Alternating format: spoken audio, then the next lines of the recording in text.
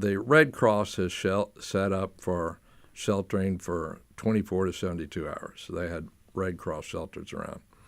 FEMA has the same as sort of a parallel plan that hurricane hits, somebody may be out of their house, you put them in a tent or a shelter and have a cots available and for 48, 64 hours at most.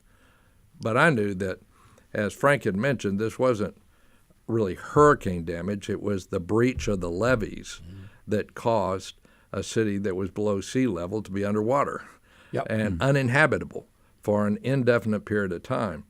And I knew it'd take a long, long time because, the whole water system and power system is knocked out, and then you have to scrape all the buildings that were going to be mold damaged. So I knew it was going to be an extended period of time. And, I just started calling corporations. I called the next call. I started calling the Catholic bishop and the heads of mega churches said, get on your line, send out emails. I'm going to need tens of thousands of volunteers. And then we set up shelters. We, kicked the conventions out of the George R. Brown, and it took the county a couple of days to do the same thing with Reliant so that we would have some beds. And then, just to dial forward, my big thought was, we can't have Americans living in shelters for weeks and months on end.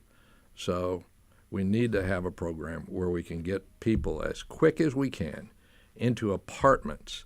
Every vacant apartment we can find and rehab some that we can't on transit lines so they can get their kids back in school if they have kids because they're at the beginning of a school year. And you know what happens if kids, are a month or 2 months out of school, they're behind that school year, and it can affect their self-esteem, learning, et cetera. And, we want people to go out and get jobs if they're able-bodied so that they can look forward and not back.